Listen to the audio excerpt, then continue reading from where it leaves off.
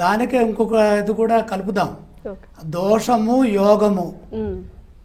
అంటే సర్పదోషము, కాలసర్ప దోషము, కాలసర్ప యోగము. ఉమ్. యోగమన్నా దోషమన్నా రెండు ఒకటేనా, రెండు కాదా? ఇది కూడా ఒక ప్రశ్న. వరుసగా చూద్దాము. సర్పదోషము వేరు, కాలసర్పదోషము వేరు. ఇది కొద్దిగా దీర్ఘమైన ప్రశ్న అయినా చక్కగా చెప్తాను సంక్షిప్తంగా. ఈ కాలసర్పదోషము అంటే శాస్త్రం ఏం చెప్పిందంటే, అగ్రే రాహు అధఃకేతు మధ్యే సప్తగ్రహో యది కాలసర్పాఖ్యయోగోయం నృపాణం సమరం ధ్రువం అని ఒక శ్లోకం చెప్పింది ఒక గ్రంథం, సంహితా గ్రంథాల్లో ఉంది ఇది. మరో శ్లోకం ఏంటి? ఇదే అగ్రే రథో రాహు గర్భస్థే గ్రహ సప్తకే అపసవ్యకాల సర్పాఖ్యం నృపాణం సమరం భవేత్. మూడో శ్లోకం ఏంటి? అగ్రే రాహు అధఃకేతు సర్వే మధ్య గతా గ్రహాః యోగం కాల సర్పాఖ్యం నృపసస్య వినాశనం. అంటే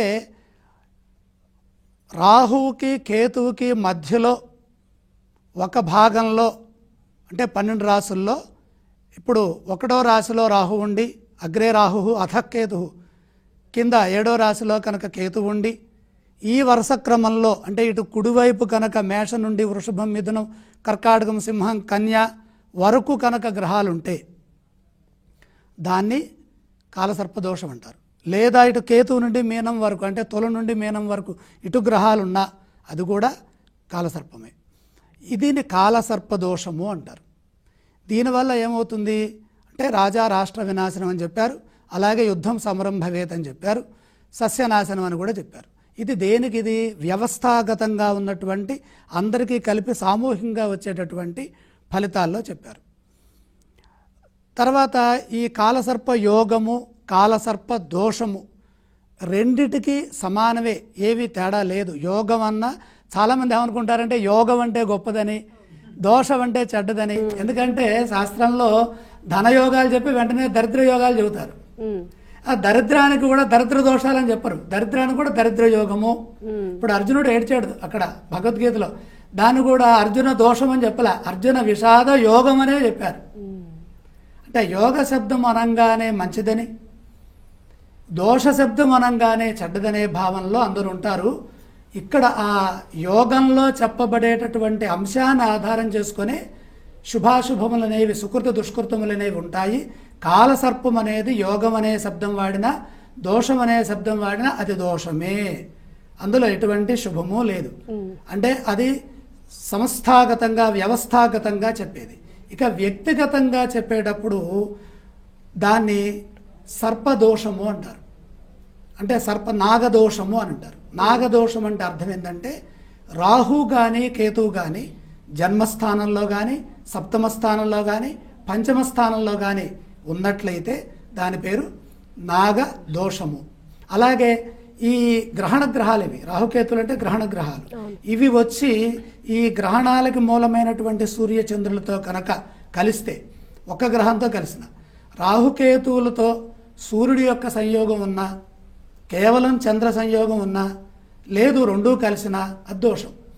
రాహుతో కలిస్తే ఎక్కువ దోషం ఉంటుంది, కేతువుతో కలిస్తే తక్కువ దోషం ఉంటుంది, కొంచెం తక్కువ. కానీ దోషంలో మాత్రం ఇంచుమించు రెండు విషాలే, విష పదార్థాలే. ఇది సర్పానికి, కాలసర్ప దోషానికి, అలాగే సర్పదోషానికి, నాగదోషానికి. అందుకని ఇక్కడ సర్పదోషం అనం, నాగదోషం ఉన్నది జాతకంలో. నాగదోషం ఉంటే ఏమవుతుందంటే మానసిక దుర్బలత్వం వస్తుంది వ్యక్తులకి.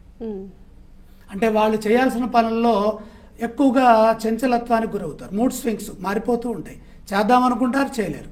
ఈ విధంగా సర్పదోషము, సర్ప యోగము రెండు పేర్లతో ఉన్నది.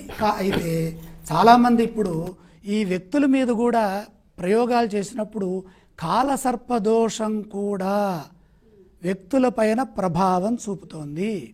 అయితే కాలసర్పదోషం ఎక్కడుంటే మంచిది, ఎక్కడుంటే మంచిది కాదు, ఇది తెలుసుకోవాలి. ఈ సర్పదోషం ఎక్కడుంటే మంచిదంటే, ఈ రాహుగ్రహం ఉచ్చులో ఉన్న, కేతుగ్రహం ఉచ్చులో ఉన్న మంచిది. తర్వాత వాటి సొంత నక్షత్రాలు ఉన్నాయి, రాహు నక్షత్రాలు అంటే ఆర్ద్ర, స్వాతి, శతభిషం, వాటిల్లో ఈ నక్షత్రాలున్నా మంచిది. అలా కేతు నక్షత్రాలు అశ్విని మఖమూల ఈ నక్షత్రాల్లో ఉన్నా మంచిది. తర్వాత అసలు సర్ప నక్షత్రమే ఒక నక్షత్రం ఉంది 27 నక్షత్రాల్లో, దాని పేరే ఆశ్లేష. ఆ సమంతాత్ శ్లేష, చాలా పొడవైనటువంటి నక్షత్రం అది. అది పాము ఆకారంలో ఉంటుంది, దాని పేరు ఆశ్లేష అంటారు. సాధారణ భాషలో ఆశ్లేష అంటారు. అక్కడ ఆశ్లేష నక్షత్రం అనేది సర్ప నక్షత్రం.